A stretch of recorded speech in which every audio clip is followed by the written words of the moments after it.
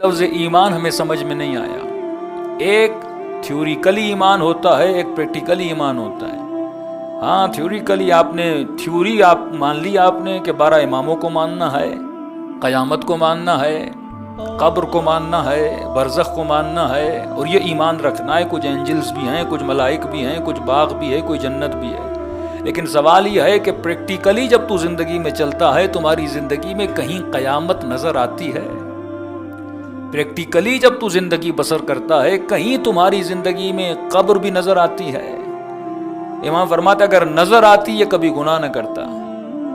اگر قیامت یہ دیکھ لیتا، یعنی اس طرح ایمان رکھو جیسے تم نے دیکھا ہوا ہے.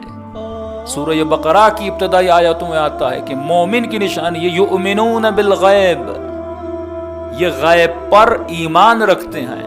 ایمان کا مطلب تسلیم کرتے ہیں. یہاں پر 2 مسلمان ہیں، ایک وہ جس نے خدا کو مانا، ایک وہ جس نے خدا کو تسلیم کیا. کہ مولانا فلاں خمس نہیں دیتا، فلاں واجب عمل نہیں کرتا، بیٹا نماز نہیں پڑھتا، اسے سمجھائیے. میں نے کہا لا الہ الا اللہ پڑھتا ہے؟ کہاں پڑھتا ہے؟ میں نے کہا پڑھتا ہے، اللہ کو تسلیم نہیں کیا. اگر تسلیم کیا ہوتا آج یہ شکایت نہ ہوتی کہ وہ نماز نہیں پڑھتا. تسلیم میں اور ماننے میں بڑا فرق ہے. کہتے ہیں مولانا فلاں شیعہ تقلید نہیں کرتا. میں نے کہا جب تک اس نے مجتہد کو تسلیم ہی نہیں کیا تو تقلید کیسے کرے گا؟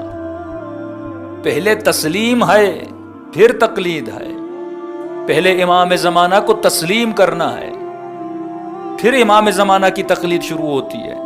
جب مومن نے امام کو تسلیم ہی نہیں کیا، ہاں مانتا ضرور ہے کہ میرا مولا ہے. آپ کہیں گے مولانا یہ ماننے میں اور تسلیم میں فرق کیا ہے؟ قرآن کی آیت ہے ان اللہ وملائکتہ یصلون علی النبی یا ایھا الذین آمنوا صلوا علیہ وسلموا تسلیما. آپ نے آیت سنی اور صلوات پڑھ دی. صلوات پڑھے محمد و آل محمد محمد و آل محمد. جب تک انسان تسلیم نہ کرے، تبھی پہلے آپ کے اصول دین ہیں پھر آپ کے فروع دین ہیں. اصول دین کو تسلیم کرنا ہے، جب اصول دین کو تسلیم کرتے ہو پھر فروع دین میں تقلید ہے، پھر فروع دین میں سوال و جواب نہیں ہے. جس نے اصول کو تسلیم نہیں کیا وہ بچہ پوچھتا ہے کہ میں نماز کیوں پڑھوں. جس نے اصول کو تسلیم نہیں کیا وہ شیعہ کہتا ہے بزنس میں کروں تو خمس کیوں دوں، محنت میں کروں تو پیسہ میں کیوں دوں، اللہ کو پیسہ اگر لانا ہے تو کہیں اور سے لائے، مجھ سے کیوں لینا چاہتا ہے. جب تک اصول کو بندہ تسلیم نہ کر لے، یہ بالکل ایسے ہے کہ آپ بیمار ہو گئے، آپ کو ڈاکٹر کو دکھانا ہے. آپ کو پتا چلا نیروبی میں 5 اچھے ڈاکٹر ہیں جن کے پاس ڈگری بھی ہے، مطب بھی ہیں، ان کے اپنی کلینک بھی ہے. لیکن آپ 5 ایک ہی شعبے کے ڈاکٹر ہیں، ایک ہی سبجیکٹ کے ڈاکٹر ہیں، اور آپ کو بخار ہو گیا، آپ ڈاکٹر کو دکھانا چاہتے ہیں، لیکن آپ 5 کے پاس نہیں جاؤ گے. 5 کو ڈاکٹر مانا تو ہے، ایکسپٹ تو کیا. ہم سب نے علی کو ایکسپٹ کیا، ہم سب نے خدا کو ایکسپٹ کیا، ہم سب نے قیامت کو ایکسپٹ کیا، جنت و جہنم کو ایکسپٹ کیا، لیکن ابھی تک اسے تسلیم نہیں کیا. 5 ڈاکٹر ہیں، آپ نے ان کا ڈاکٹر ہونے کو ایکسپٹ کیا، ڈگری ہے، مطب ہے، کلینک ہے، وہ ڈاکٹر ہیں، لیکن جاؤ گے کس ڈاکٹر کے پاس؟ جسے تسلیم کرو گے، جس پر ایمان لاؤ گے.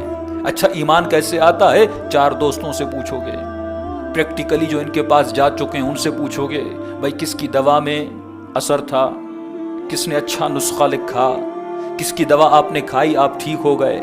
تو جب تحقیق کر لو گے اور جب وہ آپ کو بتا لیں گے کہ فلاں ڈاکٹر کے نسخے میں بڑا اثر تھا اور اس کی دوا میں بڑی تاثیر تھی، اب آپ 5 کے پاس نہیں جاؤ گے، اس کے پاس جاؤ گے جس کو تحقیق کرنے کے بعد آپ نے تسلیم کر لیا.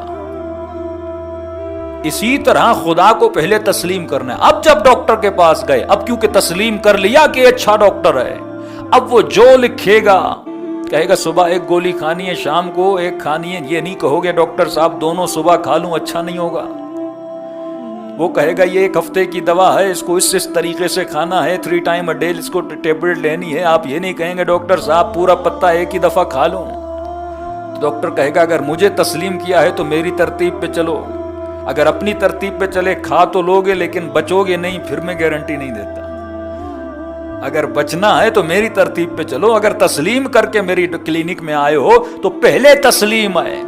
جب تک بندہ خدا کو تسلیم کر نہ لے تب تک اس کی باتوں پہ عمل کر نہیں سکتا. تو جب خدا کو ہم نے اپنی عقل سے تسلیم کر لیا کہ وہ رب ہے جو کہتا ہے صحیح کہتا ہے, میری بہتری میں کہتا ہے, اور اس نے مجھے بنایا ہے, جب مجھے بنایا ہے تو اسے میرا بہتر پتا ہے. ارے اپنی عقل سے سوال کرو کہ چھوٹی سی مشین لیتے ہو, موبائل لیتے ہو, واشنگ مشین لیتے ہو, ٹی وی لیتے ہو, اس کے ساتھ وہ واشنگ مشین والے ایک گائیڈ بک دیتے ہیں کہ تجھے اس واشنگ مشین کو چلانا کیسے ہے, تجھے اس موبائل کو یوز کیسے کرنا ہے, تجھے اس مشین کو استعمال کیسے کرنا ہے. اور اگر ہماری گائیڈ لائن پہ صحیح طریقے سے استعمال کرو گے تو پھر انشورنس بھی ہم تمہیں دیں گے, پھر اتنے سال کا انشورنس ہے. لیکن اگر تم نے غلط طریقے سے استعمال کیا اور آنے والے نے چیک کیا کہ بھائی ہم نے تو گائیڈ لائن دی تھی لیکن تم الگ طریقے سے چلے, لہٰذا انشورنس بھی کیا ہو گئی, کینسل ہو گئی. اہل بیت فرماتے ہیں ہم تجھے جنت کی انشورنس دیتے ہیں لیکن تب جب تو ہماری گائیڈ لائن پہ عمل کرے.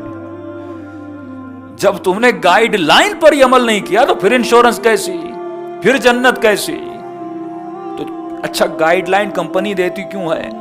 کہ کمپنی کہتی ہے میں نے تجھے بنایا, یہ مشین میں نے بنائی ہے, اس کے پارٹس کا مجھے پتا ہے, اس کے انجینئر میرے پاس ہیں, تو مجھے پتا ہے یہ چلتی کیسے ہے اور بند آن اور آف کیسے ہوتی ہے. تو خدا کہتا ہے میں نے تجھے بنایا ہے, مجھے پتا ہے تمہارا جسم کیسے چلتا ہے, مجھے پتا ہے یہ محبت کس سے کرتا ہے, نفرت کس سے کرتا ہے, یہ ڈوبے گا کب, یہ اڑے گا کب. لہٰذا میں بھی تمہیں ایک گائیڈ بک دیتا ہوں, اس گائیڈ بک کا نام ہے قرآن, جس کو پڑھ کے تجھے پتا چلے گا کہ اس جسم کو ہینڈل کیسے کرنا ہے. پھر اس گائیڈ بک کو پڑھانے والے بھی میں تجھے بھیجوں گا کہ جن کے پڑھانے والا آدم سے لے کر خاتم تک آیا, اور تمہارے زمانے میں علی سے لے کر امام زمانہ تک موجود ہیں. صلوات پڑھے محمد و آل محمد.